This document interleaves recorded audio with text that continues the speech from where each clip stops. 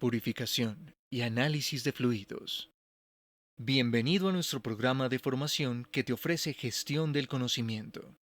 Estás por dar un paso más en la senda de la cultura del conocimiento en PAF. Esperamos que disfrutes de esta experiencia y adquieras nuevos aprendizajes. Bienvenidos al curso de manipulación de sustancias químicas. Mi nombre es Alexandra Sandoval Albán, coordinadora de gestión del conocimiento, y hoy los estaré acompañando a desarrollar este módulo. Para empezar, es importante que respondamos estas dos preguntas. ¿Qué es la manipulación de sustancias químicas? Entonces, es un proceso que no está exento de riesgos, ya que muchos de los productos químicos son agresivos para el ser humano y para el medio ambiente. La segunda pregunta, ¿cuál es la importancia de conocer las normas relacionadas con la manipulación de sustancias químicas en el laboratorio? Entonces, la principal importancia es que al conocer nuestras normas podemos evitar accidentes relacionados tanto como con su almacenamiento como con su uso. Además, podemos tener claridad de cuál es la manera adecuada de transportarlos. Estas normas las podrán conocer más adelante a profundidad en el módulo que tenemos preparado para ustedes de sustancias controladas. Es importante también que tengan en cuenta que al manejar esta información, ustedes podrán asesorar de manera más eficiente a sus clientes y encontrar más oportunidades de ventas con estos productos. El objetivo general de este módulo es que nuestros participantes contarán con la información adecuada para manipular correctamente sustancias químicas según los protocolos establecidos por un laboratorio. Para desarrollar nuestro curso vamos a tener en cuenta el siguiente contenido. Primero, elementos de protección para manipulación de sustancias químicas. Segundo, normas básicas de seguridad. Tercero, señales de peligro en las etiquetas de los reactivos. Cuarto, reconocimiento de sustancias y su grado de peligrosidad. Quinto, transporte y trasvase de sustancias sólidas y líquidas. Sexto, protocolo en caso de emergencia. Y séptimo, uso de extintores. Vamos a empezar hablando de los elementos de protección para la manipulación de sustancias químicas. Los elementos de protección personal son conocidos por sus siglas EPP. Entonces, corresponden a todos aquellos dispositivos y accesorios, vestimentas o elementos de diversos diseños que son utilizados o sujetados por el trabajador para protegerse contra posibles lesiones o accidentes. La principal función de estos elementos es proteger de uno o varios riesgos y aumentar la seguridad y salud en el trabajo. Adicionalmente, estos elementos disminuyen la gravedad de las consecuencias de posibles accidentes que se pueden sufrir dentro del ámbito laboral. Por lo cual es de suma importancia conocer qué elementos debes tener antes de manejar una sustancia química, ya que, por ejemplo, si abrimos algún típico de sustancias químicas que es volátil y el gas sea tóxico para el ser humano, es necesario tener un respirador adecuado para ese tipo de sustancia, ya que de no ser así, podría generar lesiones de alta gravedad en nuestras vías respiratorias. Para empezar, vamos a hablar de los elementos de protección para la manipulación de sustancias químicas. Es importante que tengamos claro cuáles son las partes del cuerpo que estos elementos protegen. Entonces, vamos a hablar de la cabeza, ojos y cara, oídos, vías respiratorias, manos y brazos, pies y piernas. Ahora hablaremos de los elementos de protección más utilizados dentro de un laboratorio. Entonces tenemos las monogafas. Hay monogafas contra proyección de partículas, contra líquidos, humos, vapores y gases o contra radiaciones. Dependiendo de lo que las queramos utilizar, va a ser su material. También tenemos los tapabocas. Entonces, hay tapabocas con los cuales podemos tener filtros mecánicos que nos ayudan a disminuir polvo y nieblas, respiradores de cartucho químico con los cuales vamos a disminuir vapores orgánicos y gases, máscaras de depósito que se utilizan cuando el ambiente está viciado del mismo gas o vapor. Hay otros que son respiradores y máscaras con suministro de aire cuando se encuentran en lugares donde hay menos del 16% de oxígeno en volumen. Los tapabocas utilizados generalmente en laboratorio cuando no hay ningún riesgo son los tapabocas desechables. También tenemos las batas y los guantes. Las batas generalmente dentro de un laboratorio se solicitan que sean de cierre, adicional a eso que tengan puño en las manos para evitar accidentes, que no se tropiece la manga con ninguna sustancia y que sean de material antifluidos. Los guantes que se utilizan también dependiendo de lo que se vaya a manipular, pero generalmente dentro de un laboratorio usamos guantes largos de hule o de neopreno. También tenemos los tapaoídos. Los tapaoídos, dependiendo de la cantidad de decibeles que se proyecten dentro de un laboratorio, se pueden utilizar los tapaoídos de caucho o las orejeras. Están también las cofias. Las cofias generalmente se utilizan para los hombres y mujeres, y para las mujeres para no tener el cabello suelto y evitar accidentes en que el cabello pueda entrar en alguno de los químicos que se utilicen. Generalmente se utilizan las cofias desechables.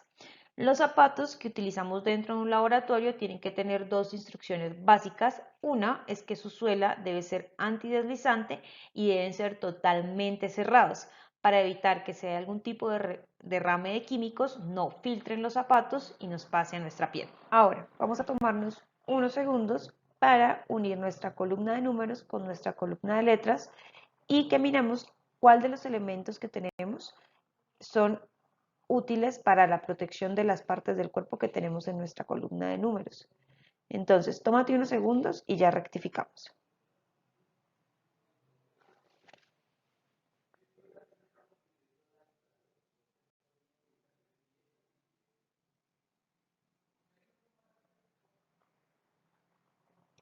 Perfecto, entonces, la cabeza la protegemos con nuestra cofia, nuestros ojos y cara con nuestras monogafas, los oídos con los tapaoídos, las vías respiratorias con los tapabocas, las manos y los brazos con la bata y guantes, y los pies y las piernas con nuestros zapatos.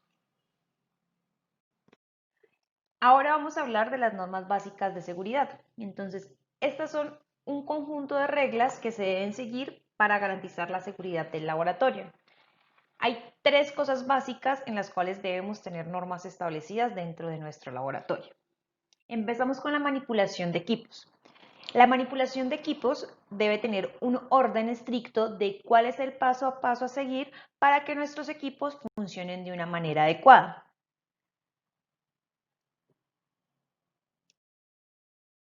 Para el orden y el aseo es muy importante que tengamos demarcados cuáles son los elementos que vamos a utilizar de acuerdo al área en el laboratorio que se quiere ordenar o se quiere limpiar. Además, es importante que estos elementos siempre permanezcan en el mismo lugar para que siempre sean encontrados y no vaya a generar ningún tipo de contaminación con el resto del laboratorio. Por último, hablaremos de la manipulación de reactivos. Para esta manipulación y para crear estas normas, es importante que tengamos claro y conozcamos las fichas técnicas que trae cada uno de estos químicos, ya que dependiendo de esta ficha técnica, sabremos cuál es la naturalidad y cómo se deben almacenar y cómo se deben utilizar. Para generar estas normas básicas de seguridad dentro de un laboratorio, es muy importante que sean totalmente claras para que cualquier persona que tome estas normas y las quiera ejecutar, las entienda a la perfección. En esta diapositiva vamos a empezar a ver una serie de imágenes las cuales vamos a empezar a relacionar con las normas básicas de seguridad que hemos venido aprendiendo. Entonces, nuestra imagen número 1. Entonces, con esta imagen podemos ver que es muy importante el orden y el aseo dentro de un laboratorio, ya que esto disminuye de una manera muy considerable el riesgo de accidentes. En la segunda imagen, tenemos los elementos de protección adecuados para la manipulación de sustancias químicas. Entonces pueden ver que esta persona tiene sus guantes, su cofia, su tapabocas y su bata. En la tercera imagen tenemos el manejo adecuado de equipos de laboratorio. Él en este caso está manejando una micropipeta. En la cuarta imagen miramos esta que es de sustancias peligrosas. Entonces es el manejo adecuado de sustancias químicas. Entre más nosotros conozcamos la naturaleza de las sustancias, podemos evitar todo tipo de accidentes. En la quinta tenemos primeros auxilios, con los cuales podemos tomar medidas inmediatas ante cualquier tipo de accidente que pase en uno de nuestros laboratorios. Todos los laboratorios deben tener un botiquín de primeros auxilios. El sexto lo relacionamos con la manipulación de sustancias inflamables. Es importante que éstas no se unan con otro tipo de sustancias, ya que pueden producir fuego dentro del laboratorio, para el cual también tenemos que tener medidas de seguridad como son los extintores. Dentro de las normas básicas de seguridad que mencionamos anteriormente, hablamos de una que era el manejo adecuado de sustancias químicas. Entonces, para eso es importante tener claras las señales de peligro en las etiquetas de los reactivos. Entonces, acá tenemos dos pictogramas que más adelante vamos a mencionar qué significa cada uno, pero entonces con estos pictogramas vamos a identificar los peligros que trae cada una de las etiquetas. Posterior a eso, en este lado de la etiqueta van a poder encontrar qué es lo que contiene, cuál es el nombre del reactivo. En esta parte de acá van a encontrar cuál es la empresa que lo produce. Luego van a encontrar en esta parte la frase R, que es la descripción del riesgo. Entonces, tóxico por inhalación y por ingestión. Luego van a encontrar medidas preventivas, que son las frases S. Entonces, manténgase el recipiente bien cerrado, conservar alejado de toda llama de fuente o de chispa, no fumar, evítese el contacto con la piel. Entonces, todas las etiquetas de un producto químico según la SGA, que es Sistema Globalmente Armonizado, tienen estas especificaciones. Esto es muy importante tenerlo en cuenta, sobre todo para la manipulación y el almacenamiento de los reactivos químicos. Si esto se tiene en cuenta, podemos tener muy buen manejo en términos de transporte de químicos y en el momento de almacenarlos. Como vemos en la anterior diapositiva, siempre vamos a encontrar pictogramas dentro de nuestra etiqueta de cada uno de los reactivos químicos que tenemos. Entonces, un pictograma es un dibujo o un signo gráfico que va a expresar un concepto relacionado materialmente con el objeto al que se refiere. En este caso tenemos, por ejemplo, que el nombre es bomba explotando. La definición del pictograma es una explosión inestable. Además de eso, tenemos los consejos de prudencia que eventualmente están relacionados porque pueden ser una frase y o un pictograma que describe las medidas recomendadas que se deberán tomar para minimizar o prevenir efectos adversos causados por la exposición a un producto peligroso o que se pueden deber al almacenamiento o manipulación inapropiado de un producto peligroso. Generalmente los consejos de prudencia que encontramos son, por ejemplo, mantener fuera del alcance de los niños, leer la etiqueta antes de uso, si necesita consultar a un médico, tener a mano el recipiente o la etiqueta del producto. Estos son algunos de los ejemplos. Entonces, toda esta información es según el sistema globalmente armonizado. Acá les muestro cuáles son los pictogramas que van a encontrar dentro de las etiquetas de las sustancias químicas. Y entonces, hay uno que se llama peligro ambiental. Entonces, este quiere decir que es muy tóxico para organismos acuáticos como terrestres con efectos nocivos y duraderos. Otro que pueden encontrar es el corrosivo. Entonces, significa que puede ser corrosivo para metales, pero adicionalmente puede provocar grandes cremaduras en la piel y lesiones oculares del ser humano. El siguiente es la bomba explotando, que ya miramos en nuestro ejemplo qué significaba. El siguiente es la llama sobre el círculo, el cual quiere decir que son fluidos y vapores extremadamente inflamables que pueden agravar un incendio. El siguiente que tenemos es el signo de exclamación. Entonces, el signo de exclamación quiere decir que esa sustancia es nociva en caso de ingestión o contacto con la piel o es tóxico si se inhala. El siguiente que tenemos es la llama. Entonces, también son fluidos y vapores que son extremadamente inflamables. Entonces, tenemos que tener mucho cuidado con este tipo de productos.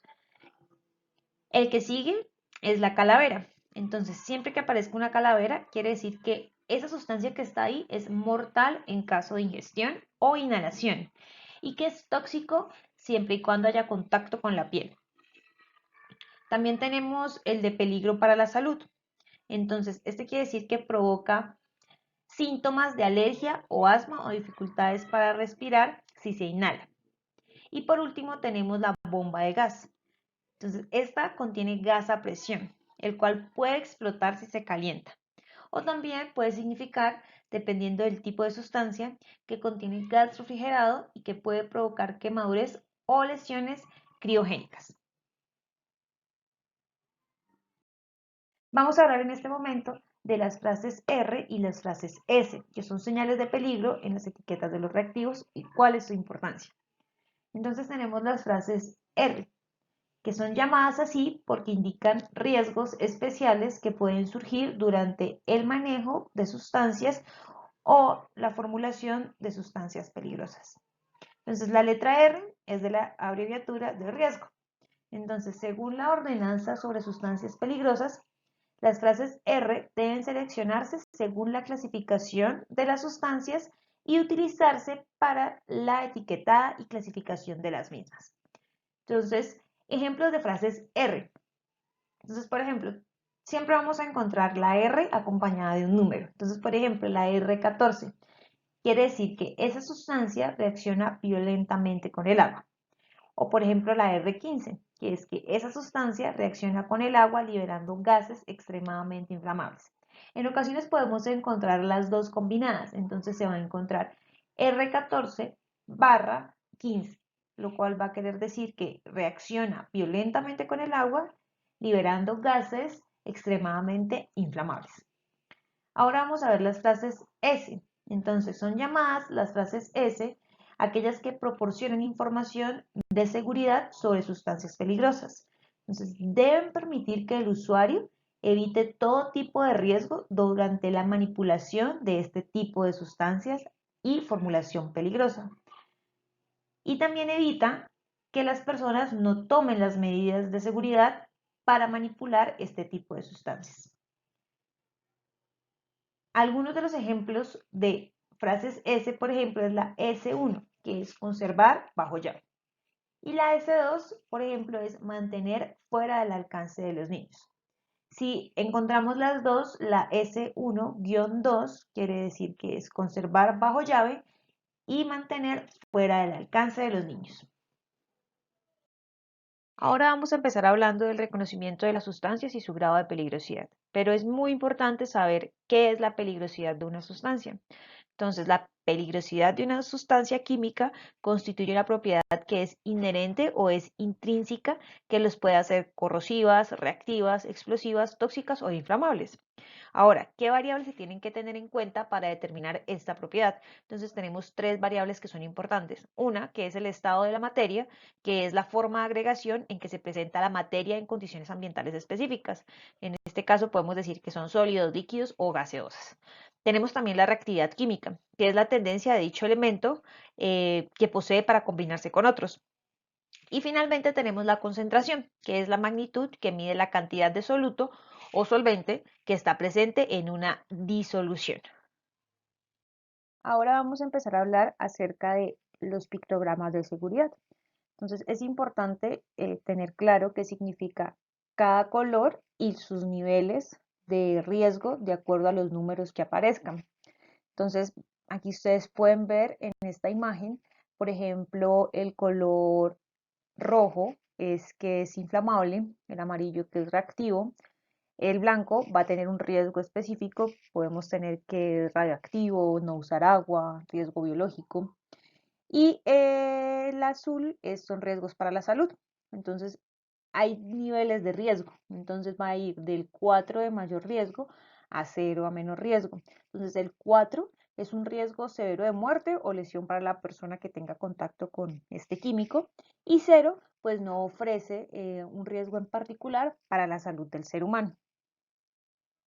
Es importante que conozcamos algunas de las normas que reglamentan el transporte de mercancías peligrosas en nuestro país. En nuestro país, la más importante es la norma técnica colombiana NTC de 1692. ¿Qué vamos a encontrar acá? El transporte de mercancías peligrosas, la clasificación, el etiquetado y el rotulado de las mismas. Es importante que esta identificación de los materiales al transportarlos sea correcta, ya que no solamente nos va a permitir tener las precauciones apropiadas en su manipulación, sino que además nos va a permitir proceder de manera apropiada ante una emergencia. De acuerdo a la norma de 1692, existe una clasificación de las sustancias, en la cual se habla que hay clases, divisiones, subdivisiones y grupos de compatibilidad. También es importante que sepamos cómo se rotulan las mercancías peligrosas en su transporte. Entonces, este etiquetado y rotulado de las mercancías peligrosas en Colombia se realiza de acuerdo a las recomendaciones que encontramos en la NTC de 1692 más los siguientes parámetros. Entonces, por ejemplo, la etiqueta para bultos no debe tener un tamaño menor de 100 milímetros por 100 milímetros.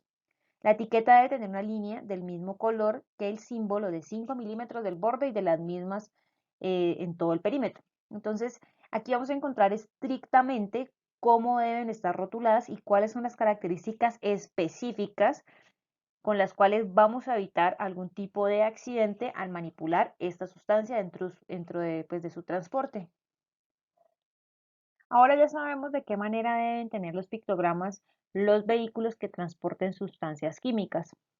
Es importante saber que adicional de los pictogramas también tienen que tener un número de Naciones Unidas. Entonces, ¿qué es este número? Entonces, son 4 dígitos que están precedidos por la UN, la sigla UN, usados para identificar los materiales durante un transporte. Un número puede identificar a un producto o grupo de ellos que compartan las mismas características, por ejemplo, los pesticidas organofosforados. También es importante entender que adicional a este número también tenemos el número CAS. Este número CAS o el registro CAS es único y exclusivo de cada una de las sustancias. No tiene como tal un significado químico. El número CAS está compuesto máximo de 9 dígitos divididos en 3 grupos, donde el primero a la izquierda puede contener máximo 6 dígitos, el segundo solo va a tener 2 dígitos y el último siempre va a tener un único dígito. Cada grupo se separa por un guión. Por ejemplo, para el ácido acético sería CAS 64-19-7. Después de conocer cómo es el rotulado para el transporte de las sustancias químicas, es importante saber qué hacemos cuando lleguen estas sustancias químicas al laboratorio. Entonces acá vamos a ver qué se hace antes, durante y después de que éstas llegan.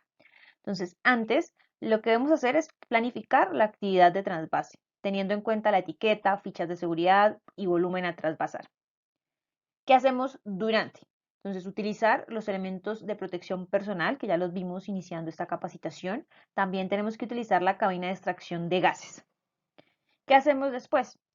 Entonces, vamos a etiquetar el contenedor secundario, retornar la sustancia química al lugar de almacenamiento con las precauciones e indicaciones de acuerdo al rótulo que venga con la sustancia química. Ahora, para finalizar, vamos a hablar de los protocolos en caso de emergencia. Entonces, ¿sabes qué procedimiento seguir en caso de entrar en contacto con alguna sustancia química? Si no es así, aquí vamos a aclarar algunos conceptos relacionados con los protocolos de emergencia que debemos seguir, sobre todo en un laboratorio. Vamos a ver cuál es la diferencia entre una ducha y un lavabos. Vamos a empezar hablando de los lavabos. Si aún no los conocías, te enseño un lavabos en esta imagen. Este te lo vas a poder encontrar en muchos de los laboratorios. Es el más convencional. También vamos a hablar de lo siguiente. Si tienes algún accidente que involucre tus ojos con una sustancia química, es importante que sepas cuáles son los pasos a seguir con este instrumento que nos sirve en caso de emergencia. Entonces, lo primero es colocar los ojos correctamente en el lavabos. Lo segundo, mantener los ojos bien abiertos. Si de pronto la sustancia química solo ha caído en un ojo, no importa, debemos lavar los dos ojos.